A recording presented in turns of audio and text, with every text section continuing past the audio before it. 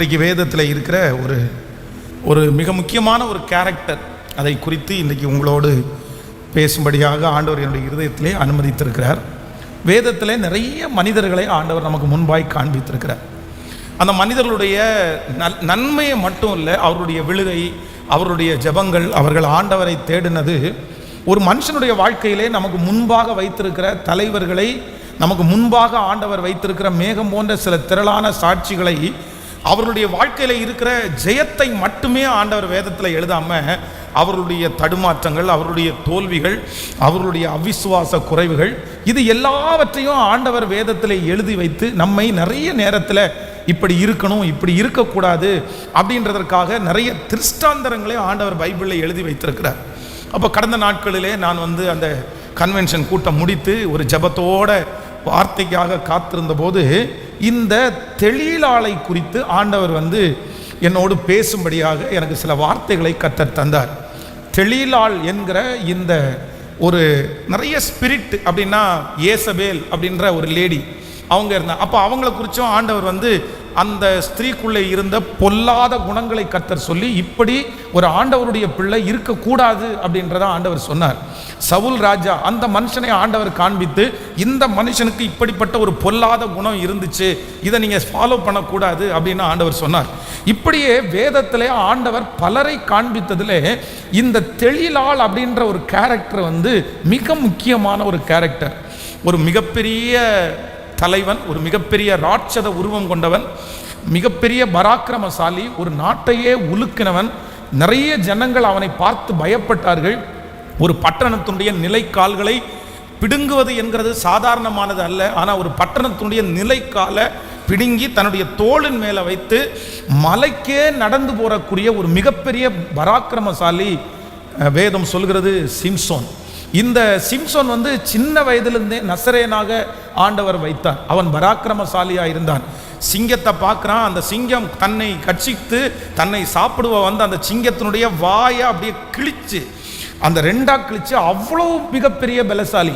ஒரு கழுதையினுடைய தாடை எலும்பை எடுத்து தன்னுடைய கைகளினாலே அந்த எலும்பை வச்சு 1000 பேரை கொன்று குவித்த ஒரு மிகப்பெரிய ஒரு ராட்சதனை போல தோற்றம் அளிக்கக்கூடியவன். ஆனால் தெளிலாள் என்கிற அந்த ஒரு கேரக்டர், அந்த ஒரு பெண், அந்த பெண்ணினுடைய வாழ்க்கை இவ்வளவு பெரிய மிகப்பெரிய பலசாலியை காட்டி கொடுக்க வச்சு, சிக்க வச்சு, அவனை எதிரிக்கு முன்பாக கொண்டு போய் வச்சு, அவனுடைய பலனை இழக்க பண்ணி, அவனுடைய கண்ணை பிடுங்க பண்ணி, அவன் மாவரைக்கிறதற்காக கொண்டு போகப்பட்டு எல்லாருக்கும் முன்பாகவும் வேடிக்கை பார்க்கிற அளவிற்கு அவன் தள்ளப்பட்டான். ஒரே ஒரு கேரக்டர், ஒரே ஒரு தெளிலாள். சில நேரங்களில் நம்முடைய வாழ்க்கையிலே வருகிற ஒரு கேரக்டர், ஒரு நபர் எவ்வளவு பலசாலிகளையும் கீழே தள்ளிடும், எவ்வளவு பலசாலிகளையும் அந்தகரத்தில் கொண்டு போய் விட்டுரும். அதனால சில கேரக்டரை நம்முடைய வாழ்க்கையில் நம்ம அனுமதிக்கவே கூடாது. ரொம்ப கவனமாக இருக்கணும். வாலிப தம்பிங்க கவனமாக இருக்கணும், தங்கச்சிங்க கவனமாக இருக்கணும். ஆனால் இதை சிலர் என்ன பண்ணுறாங்கன்னா, இப்படி சிக்கி போய் விழுந்துடுறாங்க. சிம்சோனுக்கு தவறு அப்படின்னு தெரிஞ்சிருச்சு, தன்னை அழிக்க பார்க்கிறா அப்படின்னு தெரிஞ்சிருச்சு. ஆனாலும் என்ன பண்ண முடியலைன்னா, அந்த தெளிலாளுடைய பிடியிலிருந்து அவனால் வெளியே வர முடியல. அவனுடைய நினைப்பு, அவனுடைய எண்ணம் எல்லாம் அப்படியே தெளிலாளே அப்படின்னு அவன் கடந்துட்டான்.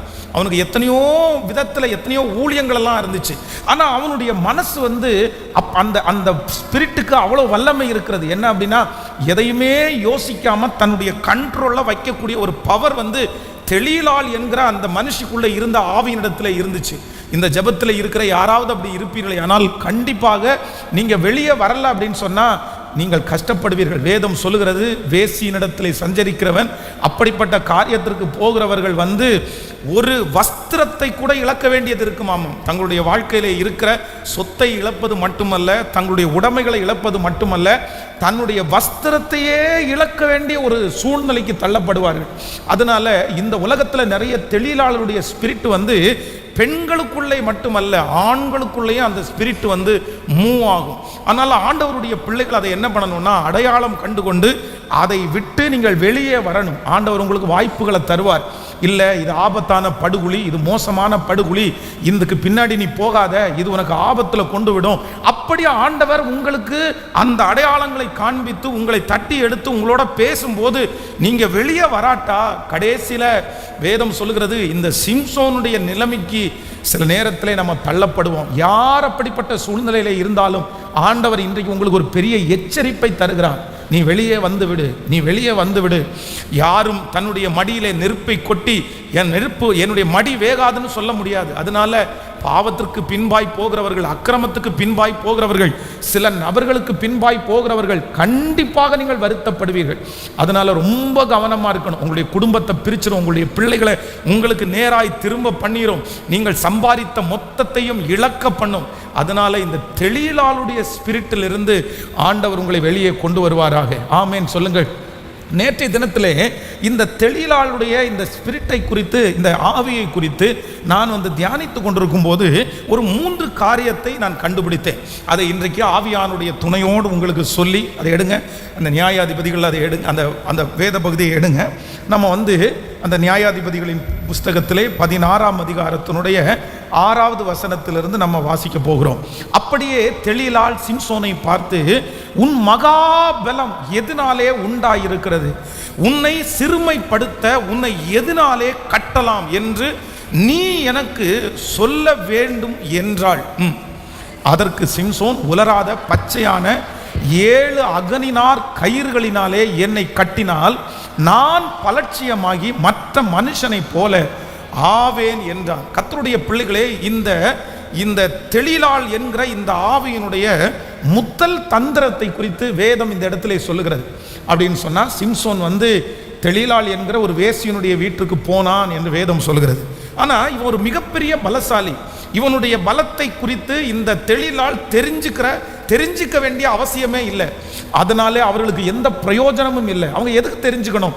ஆனா வேதம் சொல்லுகிறது, இவ என்ன கேட்கிறா அப்படின்னு சொன்னா, உன்னுடைய மகாபலம் எதனாலே உண்டாயிருக்கிறது? உன்னை எதனாலே கட்டலாம்? உன்னை எதனாலே சிறுமைப்படுத்தலாம்? உன்னுடைய ரகசியம் என்ன அப்படின்னு இந்த தெளியலாள் கேட்கிறாங்க. இது யார் சொல்லி கொடுத்தா அப்படின்னு சொன்னா, இந்த சிம்சோனை எதிர்க்கிற கர்த்தருக்கு விரோதமான நாட்டில் இருக்கிற ராஜா இவளுக்கு கூலி கொடுத்து அவனை எங்களால் ஜெயிக்க முடியல, அதனால அவனை ஜெயிக்கணும்னு நாங்கள் விரும்புகிறோம், அவனுடைய பலத்தை மட்டும் நீ கண்டுபிடிச்சு நீ சொல்லிடுன்னு சொல்லி இவளுக்கு நிறைய பணத்தை கொடுத்தார்கள். அப்போ இந்த லேடி என்ன பண்றாங்க அப்படின்னு சொன்னா, சிம்சோனிடத்துல கேட்கறது, உன்னுடைய மகாபலம் எதனாலே உண்டாயிருக்கிறது? உன்னை எதனாலே கட்டலாம் அப்படின்னு கேட்குறாங்க. உடனே சிம்சோன் பொய் சொல்றான். ஒரு டைம் இல்லை, 2 டைம் அவன் பொய் சொல்றான். இப்படியெல்லாம் பண்ணுனா தன்னுடைய ரகசியத்தை வெளியே சொல்லக்கூடாது. என்னுடைய ரகசியத்தை வெளியே தெரிஞ்சிட்டா இந்த அம்மா என்னுடைய ரகசியத்தை தெரிஞ்சிட்டு என்னை பலவீனம் ஆக்கும் என்று அவனுக்கு தெரிந்திருந்தது. அதனால தான் என்ன பண்றான் அப்படின்னு சொன்னா, பொய் சொல்லி அப்படியே சமாளிச்சு அப்படியே மறைக்கிறான். ஆனால் ஒரு காலத்தில் இவனுடைய ரகசியத்தை வெளிவிட வேண்டிய ஒரு சூழ்நிலைக்கு தள்ளப்பட்டான். நம்பர் 1, முதலாவதாக எந்த ஆவிக்கு நம்ம விலக்கி இருக்கணும் அப்படின்னு சொன்னா, நம்மை குறித்த ரகசியங்களை தெரிந்து கொள்ளுகிற ஆவிக்கு நம்ம விலகி வாழணும். ஆண்டவருடைய பிள்ளைகள் பாருங்க, சில பிள்ளைகள் யாரையாவது ஒருத்தரிடத்துல பேச ஆரம்பிச்சா தங்களுடைய முழு ரகசியத்தையும் அவர்களிடத்துல கொட்டுறாங்க. கள்ள காதல்கள், கள்ள தொடர்புகள் எங்க ஆரம்பிக்குது அப்படின்னு சொன்னா, ரகசியத்தை பகிர்ந்து கொள்ளுகிறதுல தான் ஆரம்பிக்குது. பாருங்க, சிலர் ஃபோன் பண்ணி கேட்பாங்க, என்ன உன்னுடைய கணவனார் நல்லா உங்களை பார்த்துக்கிறாரா? நல்லா பார்த்துக்கிட்டா என்ன, பார்த்துக்கிடலன்னா அவங்களுக்கு என்ன? உங்க மனைவி உங்களை நல்லா பார்த்துக்கிறாங்களா? பார்த்துக்கிட்டா என்ன, பார்த்துக்கலாம், நல்லா சாப்பாடு கொடுக்குறாங்களா, துணி துவைச்சு கொடுக்குறாங்களா? உடனே நிறைய பேர் என்ன பண்ணுறாங்கன்னா, தங்களுடைய குடும்பத்தில் நடக்கிறது, தன்னுடைய கணவனார் தன்னை நடத்துகிற, தன்னுடைய மனைவி தன்னை நடத்துகிறதை இன்னொரு நபரிடத்தில் சொல்கிறாங்க. இல்லை பிரதர், ஒரே சண்டையாக இருக்குது, இல்லை சிஸ்டர் ஒரே சண்டையாக இருக்குது, சாப்பாடே எனக்கு கொடுக்கறதில்ல, இப்படி கொடுக்கறதில்ல. இப்படி ஒருவேளை உங்களுடைய குடும்பத்தில் இருக்கிற ரகசியங்களை சிலர் தெரிந்து கொள்ளும் போது அங்கே என்ன நடக்குது அப்படின்னு சொன்னால், சிலருடைய வாழ்க்கையில் அப்படி நீங்கள் பயப்படாதீங்க, நீங்கள் கவலைப்படாதீங்க, ஆண்டவர் உங்க கூட இருக்கிறாரு, நான் உங்களுக்காக ஜெபம் பண்ணுறேன். ஜெபம் பண்ணுறது மாதிரி தான் ஆரம்பிக்கும். சில நேரத்தில் அவங்க நம்ம மேலே பரிதாபப்படுறது மாதிரி தான் ஆரம்பிக்கும்.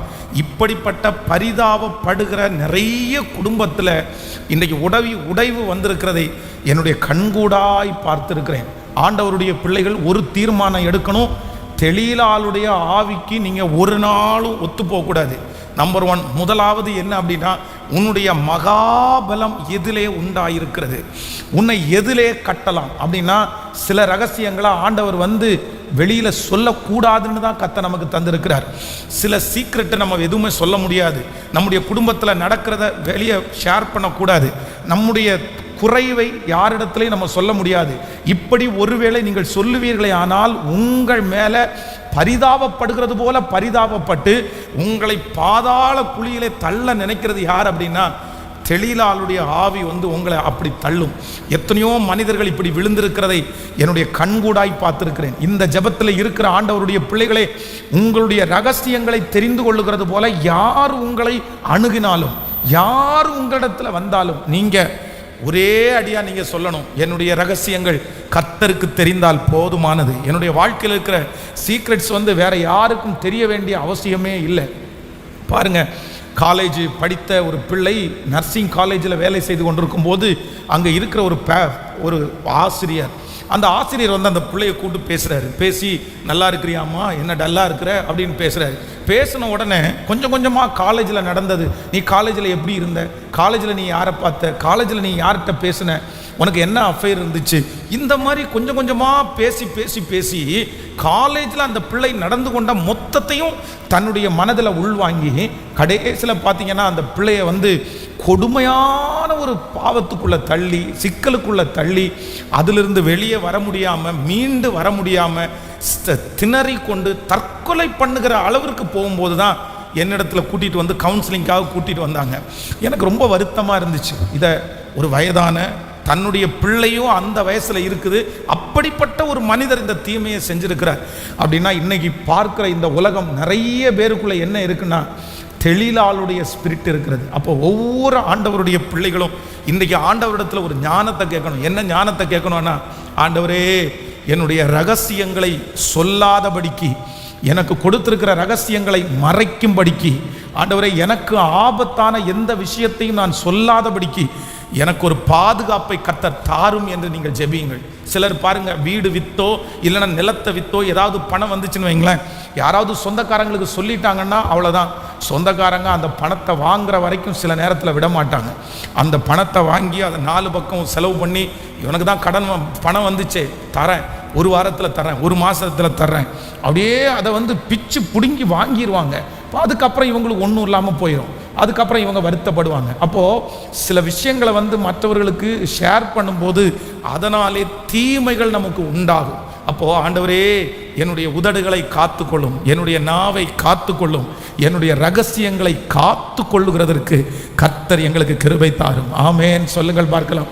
எல்லாரும் கைகளை மேலே உயர்த்தி சொல்லுங்க, ஆண்டவரிடத்தில் சொல்லுங்க, ஆண்டவரே என்னுடைய ரகசியங்களை தெரிந்து கொள்வதற்கு ஆசைப்படுகிற மனிதர்களுடைய கையிலிருந்து, அப்படிப்பட்ட தெளிலாளுடைய கையிலிருந்து கர்த்தர் எங்களை தப்புவிப்பீராக. சொல்லுங்கள், முழு பலத்தோட சொல்லுங்கள், ஆண்டவரே என்னை மட்டுமல்ல என்னுடைய பிள்ளைகளை கர்த்தர் தப்புவிப்பீராக. ஆண்டவரே என்னுடைய குடும்பத்தை கர்த்தர் தப்புவிப்பீராக. ஆண்டவரே என்னுடைய வம்சத்தை கர்த்தர் தப்புவிப்பீராக. ஆமேன் சொல்லுங்கள். சில காரியத்தை கணவனாரிடத்தில் கேட்டால் தெரியாதுன்னு சொல்ல மாட்டாருன்னு தெரியும். உடனே அந்த வீட்டிலேயே பலவீனமான மனைவியினிடத்தில் கேட்கறது, கணவன் மனைவி 2 பேரிடத்துலையும் கேட்டால் தெரியாதுன்னு நினச்சா பிள்ளைங்களிடத்தில் கேட்கறது. சிலருக்கு இதே ஸ்பிரிட்டிலேயே அலைகிறாங்க, மொத்தத்தையும் கேட்டுகிட்டே இருப்பாங்க. ஆனால் ஆண்டவருடைய பிள்ளைகள் ஒன்று நீங்கள் நினைத்து கொள்ளுங்கள், எப்பொழுதுமே உங்களுக்கும் ஆண்டவருக்கும் தெரிகிற ரகசியம் என்கிற சில ரகசியத்தை நீங்கள் எப்பவுமே யார் முன்னாடியும் உடைக்கவே கூடாது. எத்தனை பேர் ஆமோதிக்கிறீர்கள்? நான் சொல்கிறது உங்களுக்கு புரியுதா? எத்தனை பேருக்கு புரியுது? சிலதெல்லாம் சொல்ல முடியாது. பாருங்கள், அடிக்கடி நான் உங்களுக்கு சொல்லியிருக்கிறேன், திருமணமான புதுசில் சில பிள்ளைங்க, சில பசங்க, என் மனைவி தானே, என் கணவன் தானே, நான் தானே இவளோட வாழ போகிறேன், நான் தான் இவனோட வாழ போகிறேன், என் மனைவிக்கு என்னத்தை மறைக்க போகிறேன், என்னுடைய கணவனாருக்கு நான் என்னத்தை மறைக்கிறது, மறைக்க முடியாதுன்னு சொல்லி தன்னுடைய வாழ்க்கையிலே முன்பு நடந்தது, ஸ்கூலில் நடந்தது, காலேஜில் நடந்தது எல்லாத்தையும் அந்த பையனுக்கு சொல்லிடுறது, அந்த பொண்ணுக்கு சொல்லிடுறது. அவனும் உடனே தலையை ஆட்டி ஆட்டி கேட்பாங்க, அந்த பிள்ளைங்க உடனே தலையை ஆட்டி ஆட்டி கேட்கும், ஆமாம் அப்படியா அப்படியா, ஒன்றும் பிரச்சனை இல்லை, கடவுள் ஒன்றும் மீட்டு கொண்டு வந்தாட்டார்ல, எனக்கு கிடைச்சிட்டார்ல அப்படின்னு ஒரு நல்லவங்களா பேசுறது மாதிரி பேசுவாங்க. ஆனால் கொஞ்ச நாள் தாண்டி ஏதாவது ஒரு சண்டை, ஏதாவது ஒரு பிரச்சனை வரும்போது உடனே கணவனார் என்ன சொல்லுவார் தெரியுமா? ஆமாம், உன்னை பற்றி தெரியாதா, நீ காலேஜில் படிக்கும்போது எப்படி இருந்த தெரியாதா, நீ ஸ்கூலில் இருக்கும்போது எப்படி இருந்த தெரியாதா. உடனே மனைவி என்ன சொல்கிறாங்க தெரியுமா? ஆமாம், நீங்கள் அப்படி ஊர் சுற்றிட்டு இருந்த ஆள் தானே, உங்களை பற்றி எனக்கு தெரியாதா, நீங்கள் தான் சொன்னீங்கல்ல. அப்போது ஆண்டவருடைய பிள்ளைகளே, சில காரியத்தை ஆண்டவர் மறைச்சாச்சு, சில காரியத்தை ஆண்டவர் மண்ணில் போட்டு புதைச்சாச்சு, சில காரியத்தை ஆண்டவர் கடலின் ஆழத்தில் போட்டுட்டாரு. அதற்கு பிறகு அந்த ரகசியத்தை சொல்லுகிற அளவிற்கு உங்கள் வாயை நீங்கள் திறக்கிறது என்ன? சிலரால் ரகசியத்தை அடக்கவே முடியாது. நீங்கள் ஆண்டவரிடத்தில் கேட்கணும், ஆண்டவரே எனக்கு ஒரு கிருபையை தாருங்கப்பா. எல்லாத்தையும் போய் எல்லாருக்கும் சொல்ல முடியாது. என்னுடைய ரகசியங்களை காத்து கொள்றதற்கு கர்த்தர் எனக்கு பலன் தருவீராக. ஆமேன், சொல்லுங்கள் பார்க்கலாம். இது ஒரு பெரிய குவாலிட்டி, சீக்கிரமாக வராது. ஒருவேளை நீங்கள் சாட்சிக்காக கூட சொல்லலாம். ஒன்று நினைத்து கொள்ளுங்கள், சில சாட்சியை கூட வெளியே சொல்ல முடியாது. பக்கத்தில் கையை பிடிச்சி சொல்லுங்க, ஆண்டவர் உங்களுக்கு செய்த சில அற்புதத்தை உங்களோட தான் நீங்கள் வச்சுக்க முடியும். நீங்க தான் கர்த்தருக்கு நன்றி சொல்ல முடியும். இன்னொருத்தருக்கு அந்த சாட்சியை கூட சொல்ல முடியாதுன்னு சொல்லுங்க. அந்த நீங்க சொல்றது என்னதான் சொல்லுவீங்க? நீங்க சொல்றது சாட்சியை தான் சொல்லுவீங்க. ஆனா அது சாட்சியா போய் சேராது. எப்படி போய் சேரும் தெரியுமா? அப்படியா, உங்களுக்கா அப்படின்னு அது வேற விதமாக தான் போய் சேரும். ஐயோ, ஆண்டவர் இவனுக்கு இவ்வளோ பெரிய அற்புதம் செஞ்சிருக்கிறாரே அப்படின்னு நினைக்க தோணாது. இவனுக்கு இப்படி நடந்துச்சா அப்படின்னு தோணும். அதனால சில சாட்சிகளை கூட சிலர் வெளியே, சில முக்கியமான சாட்சிகளை வெளியில் சொல்லவே முடியாது. பாருங்கள், நீங்கள் இப்போ நம்முடைய தேசத்தில் இந்த லாட்ரி எல்லாம் இல்லை. ஆனால் அயல் நாடுகள், மற்ற நாடுகள் எல்லாம் லாட்ரி இருக்குது. இந்த லாட்ரியில் பரிசு விழும் பாருங்களேன். இந்த பரிசு விழுந்த அந்த நபருக்கு கிட்டத்தட்ட 1 மாதம் போலீஸ் பாதுகாப்பு கொடுப்பாங்களாமா.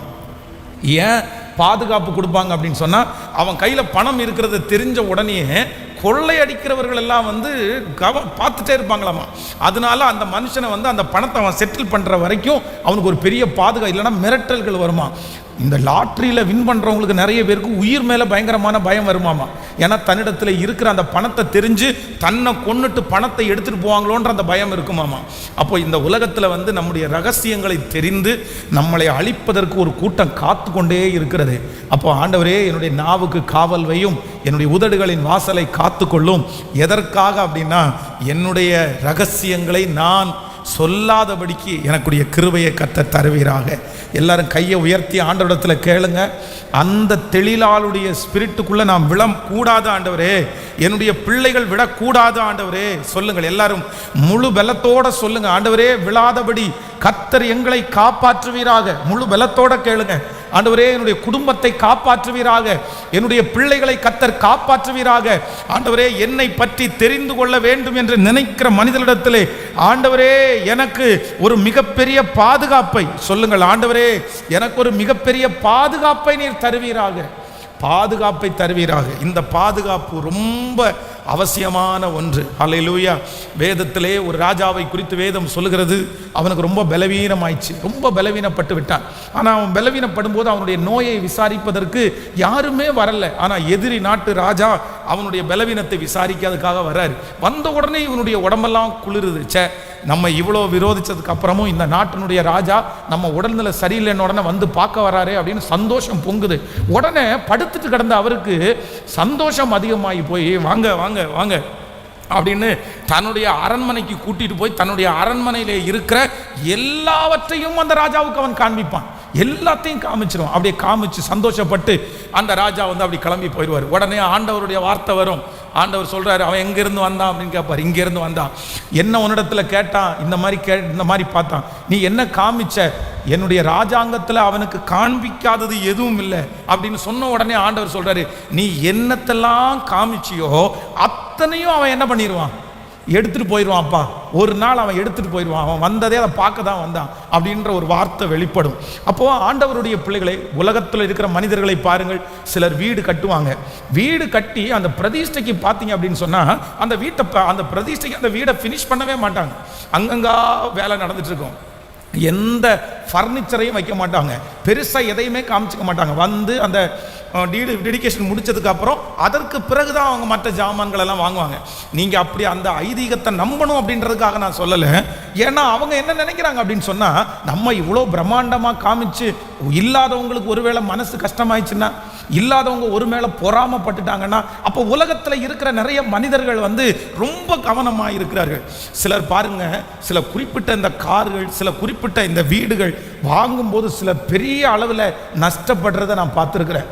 அப்படின்னா மற்றவங்களுக்கு முன்பாக பகட்டாய் காண்பிக்கிற நிறைய பேருடைய வாழ்க்கை வந்து இடிஞ்சு போனதை நான் பார்க்குறேன். ஆண்டவருடைய பிள்ளைகள் ஒன்று நினைத்து கொள்ள வேண்டும், மற்றவர்களுக்கு முன்பாக நம்மை நாமே பகட்டா காமிச்சிருக்க கூடாது. சில நேரத்தில் சிலர் பொறாமைப்படுற அளவுக்கு தான் நடக்கணும்னு நினைக்கிறாங்க. அப்படியெல்லாம் நடக்க வேண்டாம், அப்படி நடக்க வேண்டியதும் இல்லை. கர்த்தருடைய பிள்ளைகள் எப்பொழுதும் தாழ்மையோடு நீங்கள் நடந்தால் போதுமானது. கைகளை உயர்த்தி ஒரு ஹல்லேலூயா சொல்லலாம்.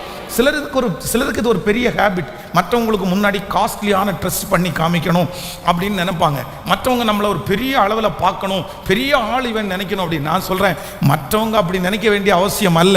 கர்த்தர் நம்மை அவர்களுக்கு முன்பாக நம்ம காமிச்சு அல்ல, கர்த்தரே பெரியவர்களாய் ஒரு நாள் நிறுத்துவதற்கு கர்த்தர் வல்லவராய் இருக்கிறார். ஆமேன்.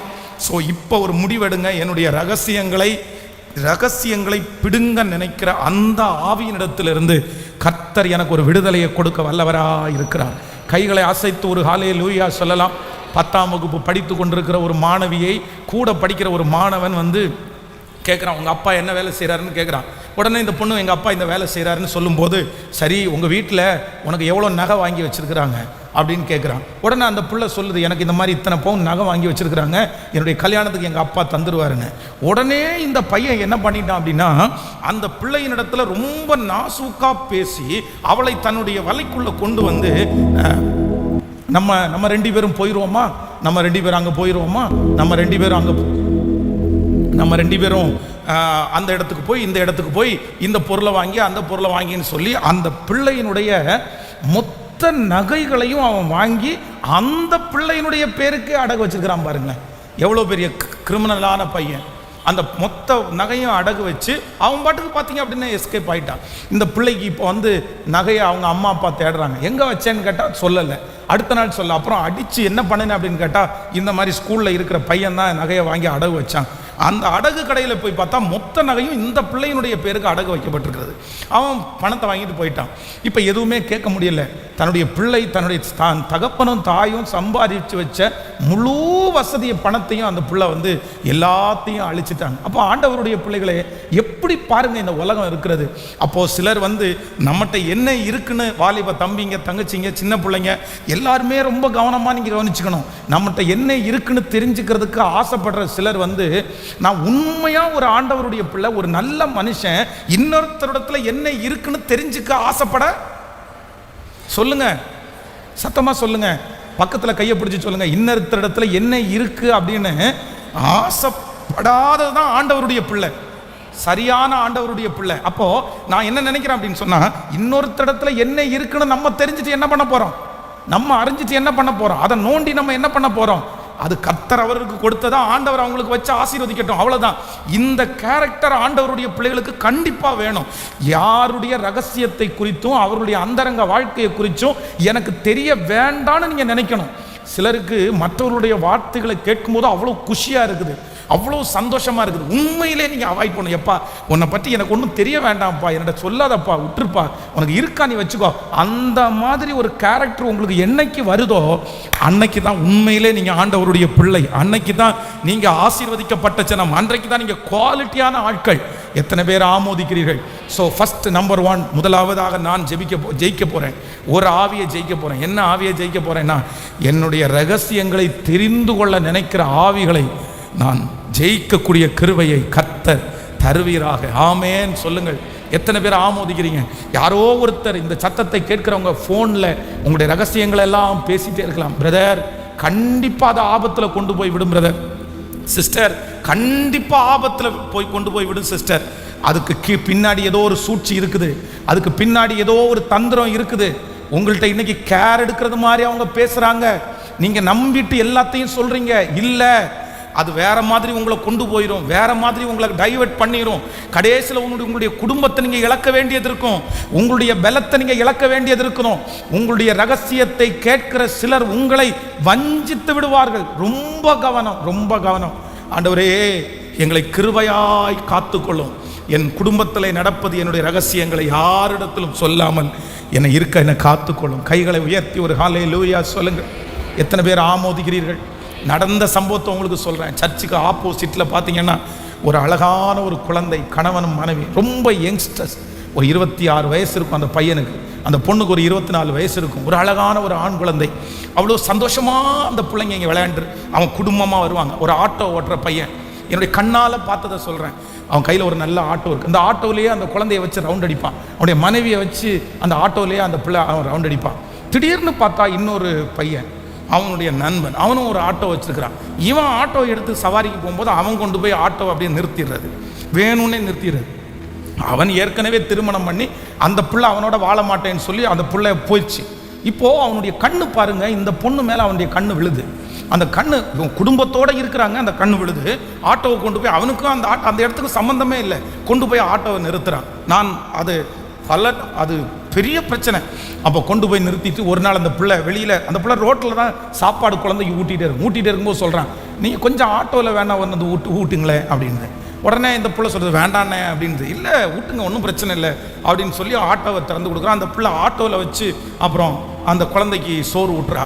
கொஞ்ச நாள் தாண்டினதுக்கு அப்புறம் பார்த்தீங்க அப்படின்னு சொன்னால் அந்த புள்ள அழுது அப்படின்னு சொல்லிட்டு ஆட்டோலேயே ஒரு ரவுண்டு விட்டுட்டு வந்துடட்டுமா நான் அப்படின்னு சொல்லி அந்த பிள்ளைய வச்சு இந்த அம்மாவையும் வச்சு அப்படியே ஒரு ரவுண்டு போய் கொண்டு வந்து நிறுத்திடுறது. அப்புறம் வழக்கமாக பார்த்தீங்க அப்படின்னு சொன்னால் அந்த இடத்துல ஆட்டோ நிற்கும், அந்த பிள்ளை வந்து அவங்களோட பேசிகிட்டு இருப்பாங்க. ஒரு 6-7 மாதங்கள் தாண்டி அந்த பொண்ணோட பையன், அந்த ஹஸ்பண்ட் வந்து ஒரு வெட்டருவா வச்சுட்டு ஒன்றை நான் வெட்டாமல் விட மாட்டேன் அப்படின்னு வெளியில் சண்டை போட்டுட்டு இருக்கிறான். சண்டை போட்டிருக்கும் போது இந்த ஆட்டோக்கார பையன் ஒரு 6-7 ரவுடிங்களை கூட்டிகிட்டு வந்து, என்னடா நினச்சிட்டு இருக்கிற, அந்த புள்ள மேலே நீ கையை வச்சுப்பாரு, உன் தலையை நான் எடுத்துடுறேன் அப்படின்னு 2 பேருக்கும் பயங்கரமான சண்டை. உண்மையிலே நீங்கள் நம்ப மாட்டீங்க, இந்த சண்டை நடந்துட்டு இருக்கிற அந்த பொண்ணு இந்த பையனுடைய மொத்த துணியையும் ஒரு பேக்கில் வச்சு ஜிப்பை போட்டு தூக்கி ரோட்டில் போட்டா. நான் நடந்த சமம் ரோட்டில் போட்டா, எடுத்துகிட்டு போயிரு கொன்றும் அவனை மிரட்டி. இந்த பசங்க ஃபுல்லாக ரவுடி கும்பல், இவன்கிட்ட இருக்கிற ஃப்ரெண்ட்ஸ் எல்லாமே ரவுடி, இவனும் பெரிய ரவுடி. இவன் வந்து அடிக்கடி ஜெயிலுக்கு போயிட்டு வருவான். இவன் என்ன பண்ணிட்டான்னா அந்த பையனை துரத்திட்டாங்க. அந்த பையன் வந்து அப்படியே இதே ரோட்டில் அழுதுகிட்டே போனாம்மா. என்னுடைய கண்ணால் நான் அதை பார்த்தேன், அழுதுகிட்டே போய் அவன் அப்புறம் திருப்பி இப்போ வரைக்கும் சமீபமாய், இது நடந்து ஒரு 6-7 வருடங்கள் இருக்கும். இப்போ சமீபமாக இப்போ 1 வீக்குக்கு முன்னாடி கூட தெருவில் பார்த்தேன், அந்த ஆட்டோ வச்சுருக்கிற அந்த பையனோட தான் அந்த பிள்ளை இன்னொரு பிள்ளையும் பெத்தெடுத்து நிம்மதியே இல்லாமல் அவன் ஒரு பெரிய குடிகாரன். அவன் எப்போனாலும் சண்டை இழுத்துட்டு வரான், ரவுடி. அவனோட இருக்கிறத என்னுடைய கண்களால் பார்த்தேன். அப்போது எப்படி பாருங்கள் இந்த உலகம். பிள்ளைகள் ரொம்ப கவனமாக இருங்க, சிலருக்கு இடமே உங்கள் வாழ்க்கையில் கொடுத்துறாதீங்க. இந்த சிம்சோன் எவ்வளோ பெரிய பலசாலி பாருங்க, கொஞ்சம் இடம் கொடுத்ததுனால அவனுடைய வாழ்க்கையே சின்னாபின்னமாக்கப்பட்டுச்சு. நீங்கள் ரொம்ப ஜாக்கிரதையாக இருக்கணும். இன்னைக்கு ஆண்டவரிடத்தில் கேளுங்க, ஆண்டவரே என்னை பற்றி அறிந்து கொள்ள நினைக்கிறவர்களுக்கு முன்பாக என்னுடைய இருதயத்தை திறக்காமல் இருப்பதற்கு கர்த்தர் எனக்கும் என்னுடைய பிள்ளைகளுக்கும் பலன் தருகிறார். சிஸ்டர், உங்களுக்கு ஞானம் இருக்கலாம், பிரதர் உங்களுக்கு ஞானம் இருக்கலாம், ஆனால் உங்கள் பிள்ளைகளை சிலர் வஞ்சிப்பாங்க, உங்கள் பிள்ளைகளை ஏமாற்றுவாங்க. சிலருடைய பிள்ளைங்க ரொம்ப வெகுளித்தனமான பிள்ளைகள், சிலருடைய பசங்க ரொம்ப வெகுளித்தனமான பசங்க. ஆனால் நான் நம்புகிறேன், நீங்கள் ஜெபம் பண்ணுங்க, கர்த்தர் உங்கள் பிள்ளைகளை இப்படிப்பட்ட பெரிய கட்டுகளிலிருந்து கர்த்தர் உங்களை கிருபையாய் காப்பாற்றுவாராக, கர்த்தர் பத்திரப்படுத்துவாராக. இந்த சத்தத்தை கேட்குற ஏதோ ஒரு வாலிப தங்கச்சி, உன்னுடைய வீட்டில் ஒரு பெரிய பிரச்சனை நடந்து கொண்டிருக்கலாம், உங்கள் அம்மா அப்பாவுக்கு மத்தியில் பெரிய பிரச்சனை நடக்கலாம். வாலிப தம்பி, உன்னுடைய பேரண்ட்ஸ் உனக்கு முன்னாடி சண்டை போட்டது உனக்கு ஒரு பெரிய ஸ்ட்ரெஸ்ஸாக மாறி இருக்கலாம். அதனால் எதையாவது ஒன்றை ஷேர் பண்ணணும்னு நினச்சி உன் கூட படிக்கிற இடத்துல நீ அதையெல்லாம் ஷேர் பண்ணி பரிதாபப்படுற மாதிரி நடந்துக்காத. அது சில நேரத்தில் பாதிப்பில் கொண்டு போய் விட்டுரும். அந்த சுமையை உன் தலை மேலே வச்சது கர்த்தர். இளம் வயதில் அந்த சுமையை சுமப்பது நல்லது. நிச்சயமாய் ஆண்டவர் இந்த சுமைக்கு தக்க பலனை உனக்கு தருவார். ஹல்லேலூயா. ஆமோதிக்கிறவர்கள் ஆமேன் சொல்லுங்கள். எல்லாரும் ஒரு நிமிஷம் அப்படியே ஜெபிக்க போறோம். எதுக்கு ஜெபிக்க போறோம்னா, இந்த ஆவியிலிருந்து என்னையும் என்னுடைய பிள்ளைகளையும் நீங்க என்ன பண்ணுங்கன்னா, காப்பாற்றும் கர்த்தாவே, சொல்லுங்கள் பார்க்கலாம், எல்லாரும் சொல்லுங்க. ஆண்டவரே, இந்த தெளிலாளர்கள் ஆவியிலிருந்து கர்த்தர் எங்களை காப்பாற்றுவீராக. சொல்லுங்கள், எங்கள் குடும்பத்தை கர்த்தர் காப்பாற்றுவீராக. எங்களுடைய குடும்பத்தை காப்பாற்றுகிறவர். ஆமென். உங்களுக்கு தேவையான முதல் ஞானம், உங்களுக்கு நமக்கும் நம்முடைய பிள்ளைகளுக்கும் தேவையான முதல் ஞானம் என்ன ஞானம் அப்படின்னு சொன்னா, என்னுடைய ரகசியங்களை அறிந்து கொள்ள நினைக்கிற இயேசபேலுடைய ஆவிக்கு நான் கவனமாயிருப்பேன், கவனமாயிருப்பேன், கவனமாயிருப்பேன். ஆமென். சொல்லுங்கள் பார்க்கலாம். ஸோ நம்பர் 2, இரண்டாவதாக அந்த 16ஆம் அதிகாரத்தினுடைய வாசிக்கலாம். 6வது வசனத்திலிருந்து வாசிக்கலாமே, வாசிக்கலாம். 10வது வசனத்திலிருந்து வாசிக்கலாம். அப்பொழுது தெளிலாள் சிம்சோனை பார்த்து, இதோ என்னை பரியாசம் பண்ணி எனக்கு பொய் சொன்னாய், இப்போதும் எதினாலே உன்னை எதினாலே கட்டலாம், எனக்கு சொல்ல வேண்டும் என்றாள். அடுத்த வசனம், அப்பொழுது அவள், இதுவரைக்கும் ஒரு வேலைக்கும் வழங்காதிருக்கிற புது கயிறுகளினால் என்னை இறுக்கமாக கட்டினால் நான் பலட்சியமாகி மற்ற மனுஷனைப் போல ஆவேன் என்றான். அடுத்த வசனம் கூட வாசிக்கலாம். அப்பொழுது தெளிலாள் புது கயிறுகளை வாங்கி அவைகளால் அவனை கட்டி, சிம்சோனே, பெலிஸ்தியர் உன்மேல் வந்து விட்டார்கள் என்றாள். பதிவிருக்கிறவர்கள் அறை வீட்டிலே இருந்தார்கள். ஆனாலும் அவன் தன் புயங்களில் இருந்த கயிறுகளை ஒரு நூலை போல அறுத்து போட்டான். அடுத்த வசனம், பின்பு தெளிலாள் சிம்சோனை பார்த்து, இதுவரைக்கும் என்னை பரியாசம் பண்ணி எனக்கு பொய் சொன்னாய், உன்னை எதனாலே கட்டலாம் என்று எனக்கு சொல்ல வேண்டும் என்றாள். நல்ல கவனிங்க ஆண்டவருடைய பிள்ளைகளே, இந்த இடத்துல இரண்டாவது டைம் இந்த தெளிலாள் சிம்சோனை பார்த்து கேட்கிறார்.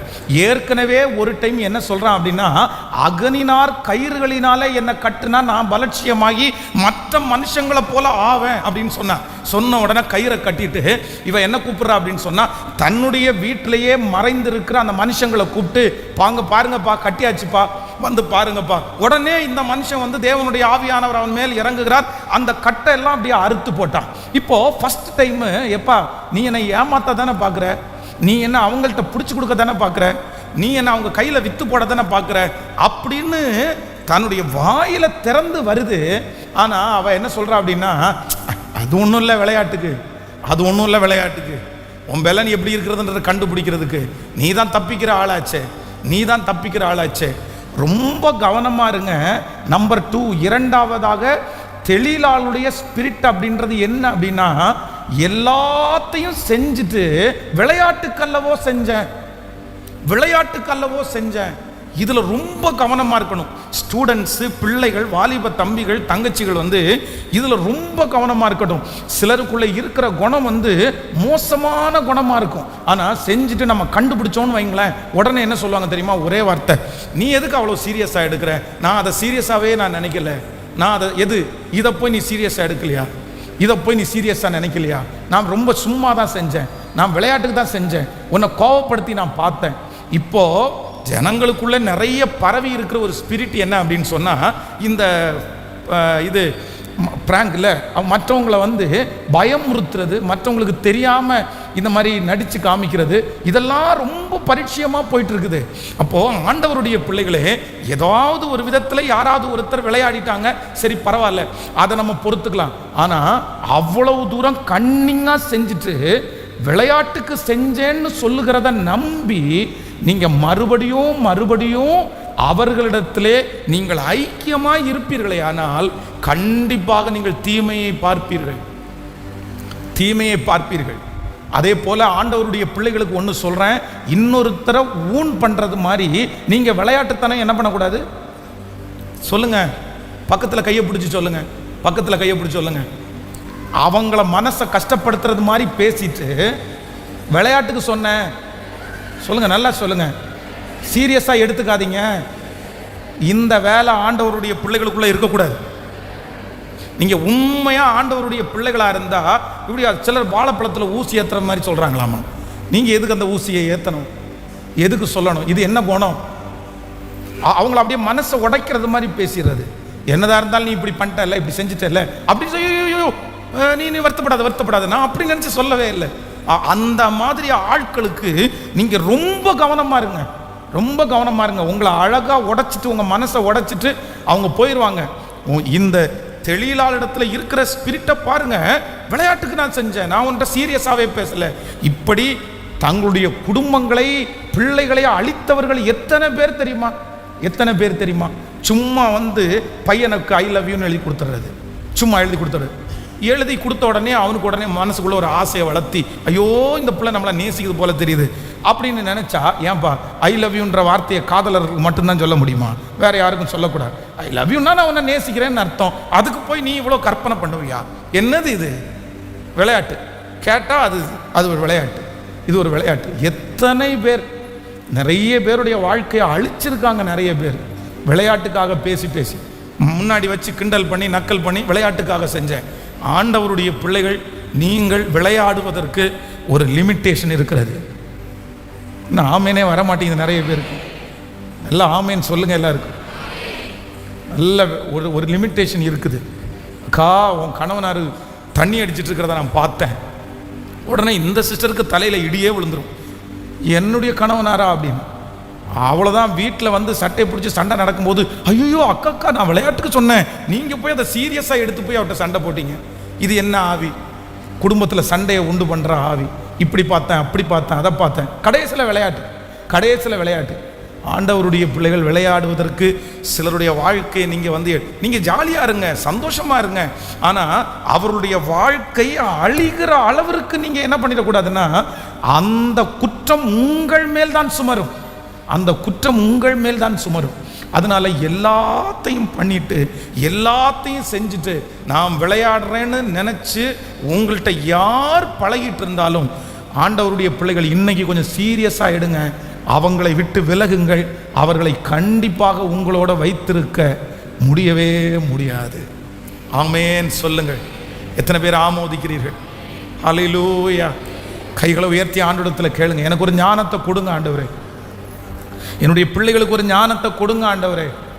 என்னுடைய பிள்ளைகள் கற்றுக்கொள்ளணும் ஆண்டவரே.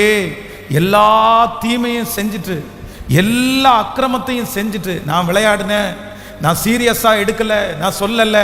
அப்படிப்பட்ட மனிதர்களிடத்தில் திரும்ப திரும்ப இந்த சிம்சோனை போல விழுகிற அந்த எண்ணம் வேண்டாம். அந்த மாதிரி நபர்களிடத்தில் எங்களுடைய பிள்ளைகளையும் எங்களுடைய குடும்பத்தையும் ஆண்டவரே நீர் காப்பாற்றுவதற்கு வரப்போகிறதற்காக ஸ்தோத்திரம். நீர் காப்பாற்றுவதற்காக உமக்கு ஸ்தோத்திரம். நீங்க காப்பாற்றுவதற்காக ஸ்தோத்திரம். ஹல்லேலூயா. கைகளை அசைத்து ஆமேன் சொல்லுங்க பார்க்கலாம். ஆமேன். உங்களோடத்துல விளையாடுகிறதற்கென்று ஒரு காலை வரைமுறை இருக்கணும். உங்களை ஏமாத்துறதுக்கு அப்படின்னு சொல்லிட்டு ஒரு காலை வரைமுறை வேணும். எல்லாத்தையும் நம்ம என்கரேஜ் பண்ணிகிட்டே இருக்கக்கூடாது. அதனுடைய விளைவு ரொம்ப பெருசாக இருக்கும். ஆமேன். மூன்றாவது ஒரு காரியத்தை கூட தியானித்து நம்ம முடிக்க போகிறோம். வாசிக்கலாம். அந்த அதிகாரத்தினுடைய 7வது வசனத்திலிருந்து வாசிக்கலாம். 16ஆம் அதிகாரம் 7வது வசனத்தை வாசிக்கலாமா? 16ஆம் அதிகாரம் 7வது வசனத்தை வாசிக்கலாம். அதற்கு சிம்சோன், உலராத பச்சையான 7 அகனினார் கயிறுகளினாலே என்னை கட்டினால் நான் பலட்சியமாகி மற்ற மனுஷனை போல ஆவேன். இப்போ 10வது வசனத்துக்கு வாங்க. 10வது வசனத்தை வாசிக்கலாம். அப்பொழுது தெளிலாள் சிம்சோனை பார்த்து, இதோ என்னை பரியாசம் பண்ணி எனக்கு பொய் சொன்னாய், இப்போதும் உன்னை எதனாலே கட்டலாம் என்று எனக்கு சொல்ல வேண்டும் என்றாள். அதற்கு அவன், இதுவரைக்கும் வேலைக்கு. அடுத்த வசனத்தை கூட வாசிக்கலாம். 12வது வசனத்தை வாசிக்கலாம். 12வது வசனம்.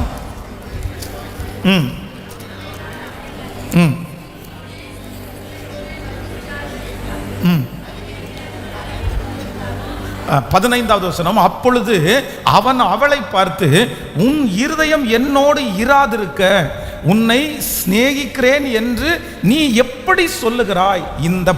இந்த 3 விசையும் என்னை பரியாசம் பண்ணினாய் அல்லவா? உன்னுடைய மகாபலன் எதனாலே உண்டாயிருக்கிறது என்று எனக்கு சொல்லாமற் போனாயே என்று சொல்லி, இப்படி அவனை தினம் தினம் தன் வார்த்தைகளாலே நெருக்கி அலட்டி கொண்டிருக்கிறதுனால் சாகத்தக்கதாய் அவன் ஆத்துமா விசனப்பட்டு தன் இருதயத்தை எல்லாம் அவளுக்கு வெளிப்படுத்தி சவரவன் கத்தி என் தலையின் மேல் படவில்லை. நான் என் தாயின் கற்பத்தில் பிறந்த முதல் தேவனுக்கென்று நசரேயனானவன் என் தலை சிரைக்கப்பட்டால் என் பலம் என்னை விட்டு போகும். அதனாலே நான் பலட்சியமாகி மற்ற மனுஷரை போல ஆவேன் என்று அவளிடத்தில் சொன்னான். அவன் தினம் தினம் தினம் டெய்லி அவனை நச்சரிச்சுட்டே இருந்ததுனால நம்மளை இவ்வளவு தொந்தரவு பண்றாளே, இவளை விட்டு வெளியே வரணுன்ற எண்ணம் அவனுக்கு வராம, வேதம் சொல்லுகிறது தன்னுடைய இருதயத்திலே இருந்தது எல்லாவற்றையும் வெளிப்படுத்தினானாமா. ரொம்ப கவனமா இருக்கணும். தெளிலாள் என்கிற அந்த மனுஷியனுடைய மூணாவது ஸ்பிரிட் என்ன அப்படின்னு சொன்னா, நம்மளை மனமடி வாக்குற அளவிற்கு நம்மளை நச்சரிக்கிற ஒரு ஆவி. என்ன ஆவி? சத்தமா சொல்லுங்க, பக்கத்துல கையை பிடிச்சி சொல்லுங்க. நச்சரிக்கிறவங்களை விட்டு வெளியே வாங்க. ஓயாம நச்சரிக்கிறவங்களை விட்டு வெளியே வாங்க. நமக்கு நிறைய பேருக்கு வாங்குங்க வாங்குங்க வாங்குங்க வாங்குங்க வாங்குங்க, சேருங்க சேருங்க சேருங்க சேருங்க, இதுல சேருங்க இதுல சேருங்க, இதுல சேர்ந்தீங்கன்னா உங்களுக்கு 5000 ரூபாய் கிடைக்கும், இதுல சேர்ந்தீங்கன்னா ஒரு 4000 ரூபாய் கிடைக்கும். சிஸ்டர் சேருங்க, பிரதர் சேருங்க. உடனே நம்ம நிறைய பேர் என்ன பண்ணுவோம் தெரியுமா? ஐயோ இவங்களை தாங்க முடியலையே, சேர்த்து விட்றா, பண்ணி விடுறா, அவ்வளோதான், அந்த பணம் அம்போ போச்சு. அது திரும்பி இப்படியே மற்றவங்க நச்சரிக்கிறதற்காக சேர்ந்து வாங்குங்கன்னு நச்சரிக்கிறதற்காக சேர்ந்து வாங்கி தன்னுடைய வாழ்க்கையை இழந்த எத்தனையோ பேர் இருக்கிறாங்க. ஒன்று நினைத்து கொள்ளுங்கள், கர்த்தருடைய பிள்ளைகள் ரொம்ப கவனமாக கவனிச்சுக்குங்க. யாருமே நச்சரித்து நம்ம மேலே வம்படியா வேணும்னு புகுத்துற எதுவுமே நமக்கு ஆசீர்வாதமா கேட்கல. சிலருக்கு சொல்லுவாங்க பாருங்களேன், இன்னும் ஒரு நாள் தான் சார் ஆஃபர், இன்னைக்கு ஒரு நாளில் முடிஞ்சிடும், இதுக்கு மேலே புக் பண்ணவே முடியாது, இதுக்கு மேலே நீங்கள் புக் பண்ணான்னா காஸ்ட்லி ஆயிரும், அடுத்த பணம் ஏறிடும். உடனே இவங்க நிறைய பேர் வேணுமோ வேண்டாமா இப்படி சொல்லியாச்சா, உடனே நம்ம உடனே சரிங்க வாங்கிடலாம். ஆண்டவருடைய பிள்ளைகள் ஒன்று நினைத்து கொள்ளுங்கள், அப்படி அவசரப்பட்டு வாங்க வேண்டிய அவசியமே இல்லை. நமக்கு வேண்டிய பொருள் நமக்காக என்றைக்கு வேண்டும் என்றாலும் அது நிலைவரமாக இருக்கும். அதை கர்த்தர் நமக்கு தருவார், கர்த்தர் நம்மை ஆசீர்வதித்து தருவார். அது நம்மை விட்டு ஒரு நாளும் என்ன பண்ணாதுன்னா போகவே போகாது. இந்த நச்சரிக்கிறவங்களை ரொம்ப கவனமாக இருக்கணும். இந்த கல்யாணம் பண்ணுறாங்க பாருங்களேன், நீங்கள் எல்லாரும் அப்படின்னு சொல்லலை, ஒரு பொண்ணை ஒரு பையனுக்கு பார்த்தாச்சு, பார்த்த உடனே பிடிச்சா சரி கல்யாணம் பண்ணுறதுக்கு ஏற்பாடு பண்ணலாம். சிலர் என்ன பண்ணுவாங்க தெரியுமா, எப்போ கல்யாணம் வச்சுக்கலாம், எப்போ நிச்சயதாரம் வச்சுக்கலாம், இல்லை எப்போ அமைதியாக இருக்கிறீங்க, கொடுப்பீங்களா கொடுக்க மாட்டிங்களா, தருவீங்களா தர மாட்டிங்களா, ஏன் லேட் பண்ணுறீங்க, பணம் தான் பிரச்சனையா, அதை நாங்கள் பார்த்துக்குறோமே, அதுக்கெல்லாம் இந்த மாதிரி நீங்கள் கேட்குறதுக்கு எல்லாத்துக்குமே எஸ் எஸ் எஸ் எஸ் அப்படின்னு சொன்னால் சில நேரத்தில் கொஞ்சம் எப்படி தான் இருக்கணும் சொல்லுங்க, ரொம்ப ஜாக்கிரதையாக தான் இருக்கணும். அது ஆணாக இருந்தாலும் சரி பெண்ணாக இருந்தாலும் சரி ரொம்ப ஜாக்கிரதையாக இருக்கணும். ஏன் இவங்க அவசரப்படுறாங்க, எதுக்கு இவங்க அவசரப்படுறாங்க? நீங்களும் ஒன்று நினைத்து கொள்ளுங்கள், சில விஷயத்தை நீங்கள் அவசரமாக போயிட்டீங்கன்னா உங்களுக்கு கண்டிப்பாக மதிப்பு இருக்காது. நீங்கள் அவசரமாக போக வேண்டாம். நீங்கள் பெருமைப்படுவதற்கு சொல்லலை, நீங்கள் தரை மட்டும் தாழ்த்தி மட்டமாக போக வேண்டிய அவசியம் சொல்லுங்க இல்லவே இல்லை. ஆண்டவர் நியமித்திருக்கிற அந்த காரியம் கண்டிப்பாக கர்த்தருடைய கையினால் கைகூடி வரும். அதை தடுப்பதர் ஒருவரும் இல்லை, ஒருவராலும் தடுக்க முடியாது. கர்த்தர் அதை நேர்த்தியாய் நடத்துவதற்கு வல்லவராய் இருக்கிறார். ஹல்லேலூயா. இந்த ஜெபத்தில் இருக்கிற யாராவது ஒருத்தர் இந்த நச்சுறவங்களால வருத்தப்படுறீங்களா? ஓயாம நச்சிட்டே இருக்கிறாங்களா? தயவு செய்து அவர்களை விட்டு வெளியே வாருங்க. அவர்களை உங்க கூட கூட்டாளியா வச்சுக்காதீங்க. அவர்களை விட்டு நீங்கள் வெளியே வரும்போது தான் உங்களுக்கு சமாதானம் வருமே தவிர அதற்கு முன்பாக சமாதானம் உங்களுக்கு வரவே வராது. எதுக்கு அவங்க உங்களை அவசரப்படுத்துறாங்க? எதுக்காக உங்களை அவசரப்படுத்தணும்? இது கேஸை போய் போடுங்க, இதை போய் செய்யுங்க, இந்த பணத்தை போய் வாங்குங்க, இந்த தொழிலை போய் ஆரம்பிங்க. எல்லாமே ஒரு லிமிட்டு. ஆண்டவருடைய பிள்ளைகளும் ஒரு முடிவெடுங்க. யார்கிட்ட எது சொன்னாலும் ஒரு லிமிட் வரைக்கும் தான் சொல்லணும். இதை பண்ணலாமே, இதை செய்யலாமே அப்படின்னு தான் சொல்லணுமே தவிர, அவங்க செய்கிற வரைக்கும் நான் விடமாட்டேன்னு நீங்கள் என்ன பண்ணக்கூடாது, கண்டிப்பாக போகக்கூடாது. அந்த வேலை நம்முடைய வேலை அல்ல. ஒரு டைம் சொல்லலாம், 2 டைம் சொல்லலாம், பார்த்துக்குங்க பிரதர், செய்யுங்க பிரதர், இது நல்லா இருக்கும் பிரதர், அவ்வளோதான்.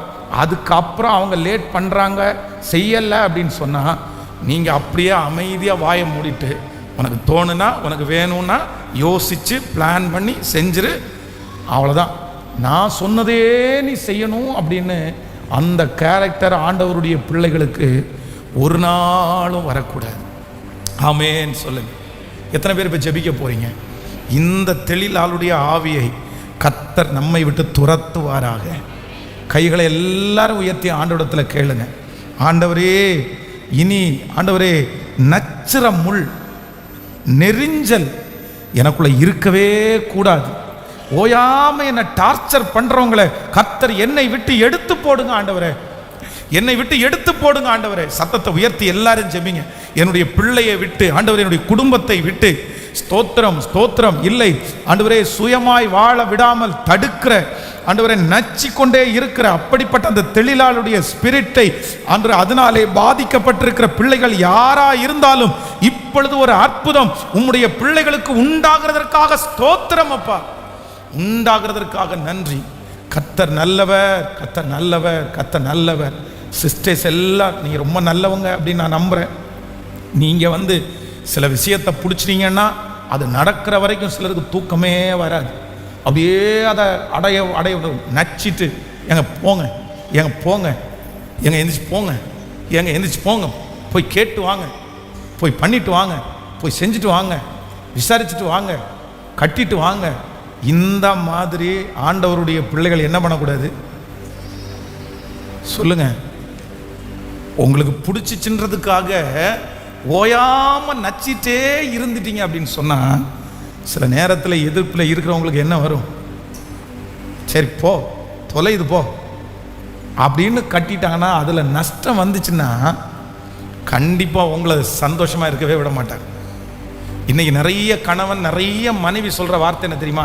இவளால் தான் பாஸ்டர், இவனால தான், இவரால் தான் பாஸ்டர், இவளால் தான் பாஸ்டர், கொண்டு போய் என்னை சிக்க வச்சுட்டா, கொண்டு போய் என்னை மாட்ட, ஓயாமல் எனக்கு டென்ஷன் பாஸ்டர், அப்படியே தலைவலி பிடிச்சி நச்சிட்டே இருந்தாங்க பாஸ்டர். இந்த கட்டுற வரைக்கும் ஜீவனோட விட்டாங்களா? விடவே இல்லை. பாருங்க, இன்னைக்கு பாருங்க நான் எவ்வளோ கஷ்டப்பட்டு இருக்கிறேன் பாருங்க. இன்னைக்கு நிறைய கணவன், நிறைய மனைவி இப்படி சொல்கிறாங்க. அதனால ஆண்டவருடைய பிள்ளைகளே, நம்ம யாரையும் நம்ம நச்ச வேண்டிய அவசியம் வரமாட்டேங்குது நிறைய பேர். ஆனால் ஒரே ஒருத்தரை மட்டும் கேட்கலாம். யார? அவர் எருசலேமை ஸ்திரப்படுத்தி அதை புகழ்ச்சியாக்கும் வரைக்கும் அவரை அமர்ந்திருக்க விடாதிருங்க. ஒரு ராஜா, ஒரு அம்மா ஓயாம வந்துட்டே இருக்காங்க. அப்ப அந்த ராஜா கேட்கிறாரு, இந்த அம்மா ஓயாம என்ன டார்ச்சர் பண்ணுது, இந்த அம்மாவுக்கு என்ன வேணும்னு பார்த்து முடிச்சு விடுங்கப்பா. உடனே ஆண்டவர் சொல்றாரு, நீங்க தொடர்ந்து ஜெபிக்கிற ஜெபத்திற்கு அந்த ராஜாவே இறங்கினாரே, ஆனால் நான் உங்களுக்கு இறங்குவேன் என்று கர்த்தர் வாக்கு கொடுக்கிறார். அப்போ மனுஷனிடத்தில் நச்சுனா நமக்கு மரியாதை போயிடும். ஆனால் ஆண்டவரிடத்தில் நம்ம கேட்போமே ஆனால் நிச்சயமாய் நமக்கு இரக்கம் செய்ய வல்லவராக இருக்கு. எழுப்பி நிற்கலாமா எல்லாருமே? இன்னைக்கு 3 ஆவிகளை துரத்தணும். 3 ஆவிகளை துரத்தணும். சொல்லுங்க. நம்பர் 1, முதலாவது என்ன ஆவியை துரத்தணும் சொல்லுங்க? என்னுடைய ரகசியங்களை தெரிந்து கொள்ள நினைக்கிற ஆவியை நான் என்ன பண்றேன்? துரத்துறேன், துரத்துறேன், துரத்துறேன். என்னுடைய வாழ்க்கையில இருக்கிற சீக்ரெட்ஸ் எல்லாமே அது யாருக்கு மட்டும்தான் அப்படின்னு சொன்னா, கர்த்தர் ஒருவருக்கு தெரிந்தால் போதுமானது, எனக்கும் ஆண்டவருக்கும் தெரிஞ்சா போதுமானது. 3வது நபர்களுக்கு தெரிய வேண்டிய அவசியம் இல்லவே இல்லை. ஸோ நம்பர் 2,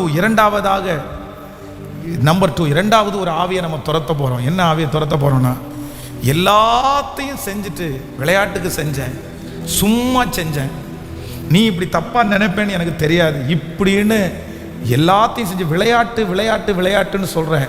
அந்த மனுஷனுடைய ஆவியை நான் துரத்துகிறேன், நான் துரத்துகிறேன். ஆமேன்னு சொல்லுங்கள்.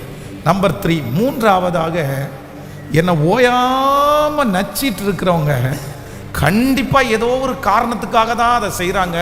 நான் அந்த படும் குழியில விழமாட்டேன்னு ஒரு தீர்மானத்தை நம்ம எடுக்க போறோம்.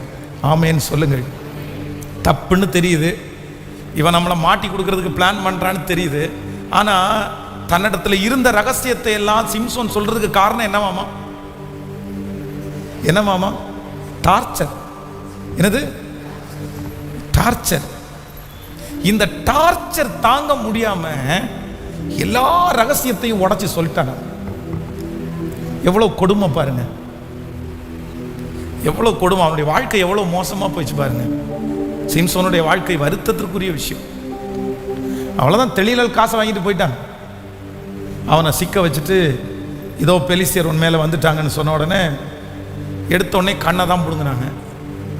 ஆண்டவர் நிறைய நேரத்தில் வாய்ப்பை கொடுப்பார், நிறைய நேரத்தில் வாய்ப்பை கொடுப்பார். நீங்க ரொம்ப கவனமா இருங்க. ஆமென் சொல்லுங்க பார்க்கலாம். எல்லாருடைய கரங்களை உயர்த்தி ஹல்லேலூயா. நன்றி அப்பா. எங்கு செல்ல வேண்டும், என்ன சொல்ல வேண்டும், வழி நடத்துகிற ஆவியானவர் உம் விருப்பம் இல்லாத இடங்களுக்கு செல்லாமல் தடுத்து நிறுத்தும் ஆவியானவரே. ஆண்டவர் உங்களுக்கு ஏற்ற ஞானத்தை கத்த தருவாராக. உடைய பிள்ளைகளுக்கு ஏற்ற ஞானத்தை ஆண்டவர் தருவாராக. உடைய கணவன் மனைவிக்கு ஏற்ற ஞானத்தை கத்த தருவாராக. இப்படிப்பட்ட தெளிலாளுடைய ஸ்பிரிட்ல நீங்க யாரும் சிக்காதபடி ஆண்டவர் உங்களை ரொம்ப அழகா போதிச்சு கத்த நடத்துவாராக. நான் உனக்கு போதித்து நீ நடக்க வேண்டிய வழியை உனக்கு காட்டுவேன்ற கர்த்தர் உங்க குடும்பத்தில் இருக்கிற எல்லா நபர்களுக்கும் முன்பாய் கடந்து போய் ஆண்டவர் கிருபையாய் உங்களை நடத்துவாராக. எத்தனை பேர் ஆமோதிக்கிறீர்கள்? ஹல்லேலூயா. சத்ரு நம்மளை அழிப்பதற்கு வேற யாரையுமே வைக்கல. யாரை தான் வைக்கிறான்னா ஒரு மனுஷனை தான் தெரிஞ்சு கொள்ளுகிறான். நமக்கு எதிரி பிசாசு அவன் நேரடியாக நிற்கிறது இல்லை, மனுஷங்களை ஏவி விட்டு தான் எல்லாத்தையுமே செய்வான்.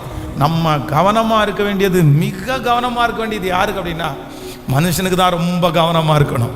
ஆனால் நான் நம்புறேன், நீங்கள் ஆண்டவரை தேட தேட அந்த ஞானத்தை ஆண்டவர் உங்களுக்கு ரொம்ப அழகாக தந்துடுவார், ரொம்ப அழகாக தந்துடுவார். இப்படிப்பட்ட தெளிலாளுடைய ஸ்பிரிட்டு இனி உங்கள் வீட்டில் கண்டிப்பாக மூவ் ஆகிறதுக்கு நீங்கள் விடவே கூடாது. ஆமேன்னு சொல்லுங்க பார்க்கலாம், சத்தமாக சொல்லுங்க. உங்கள் மேலே நல்லதுக்கு தான் நான் சொல்கிறேன், நல்லதுக்கு தான் நான் சொல்கிறேன், நல்லதுக்கு தான் நான் சொல்கிறேன். நான் சொல்கிறேன், சிலர் சொல்கிறது நல்லதுக்குன்னு சொல்கிறாங்க. ஒரு டைம் 2 டைம் தான் சொல்லுவாங்க. அதுக்கப்புறம் நீங்கள் கேட்கலன்னா திரும்பி சொல்ல மாட்டாங்க. சிலர் உங்களை சிக்க வைக்கணுன்றதுக்காக தான் திரும்ப திரும்ப உனக்கு நல்லது தான் சொல்கிறேன், உனக்கு நல்லதுக்கு தான் சொல்கிறேன். ரொம்ப கவனமாக இருங்க, ரொம்ப கவனமாக இருங்க. ஐயோ ரொம்ப கவனமாக இருங்க. பொல்லாத உலகத்தில் வாழ்கிறோம். இந்த மாதிரி நிறைய ஆவிகள் கட்டவிழ்க்கப்பட்டிருக்கின்றன. ஆனால் நான் ஜெபம் பண்ணிட்டு தான் வந்தேன். நேற்றைக்கு டிராவல் பண்ணும்போது இந்த வார்த்தையை ஆண்டவர் கொடுக்கும்போது ஜெபிச்சுட்டே தான் வந்தேன். ஆண்டவரே, இந்த சத்தத்தை கேட்குற எங்கள் பிள்ளைகளுக்கு கண்டிப்பாக இந்த ஆவி கிரியை செய்யக்கூடாது. கர்த்தர் என் பிள்ளைகளை பாதுகாக்கணும், ஆண்டவர் உங்களை பராமரிக்கணும். நிச்சயமாய் கர்த்தர் அப்படி செய்வார். ஆமென்.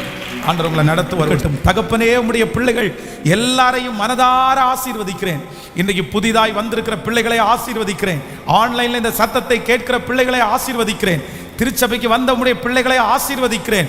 இப்பொழுது போகும்போது கர்த்தருடைய நேச கரம் உம்முடைய பிள்ளைகளோடு இருக்கட்டும் அப்பா. வனாந்திரத்தை மாற்றுகிற கர்த்தர், ஏதேனை போல மாற்றுகிற கர்த்தர், இன்றைக்கு நீர் கொடுத்த வாக்கை அப்படியே உறுதி செய்கிறதற்காய் நன்றி. கரங்களில் தாழ்த்துகிறோம். இயேசுவின் மூலம் ஜெபம் எடுக்கிறோம் நல்ல பிதாவே. என் ஆத்துமாவே கர்த்தரை ஸ்தோத்திரி, என் முழு உளமே அவர் பரிசுத்த நாமத்தை ஸ்தோத்திரி. என் ஆத்துமாவே கர்த்தரை ஸ்தோத்திரி, செய்த சகல உபகாரங்களை மறவாதே. நம்முடைய ஆண்டவராகிய இயேசு கிறிஸ்துவின் கிருபை, பிதாவாகிய தேவனுடைய அன்பு, பரிசுத்த ஆவியானுடைய அந்யோன்ய ஐக்கியம் நம்ம நீரோடும் இன்றும் என்றும் சதா காலம் கூட இருப்பதாக. ஆமேன். ஹல்லேலூயா.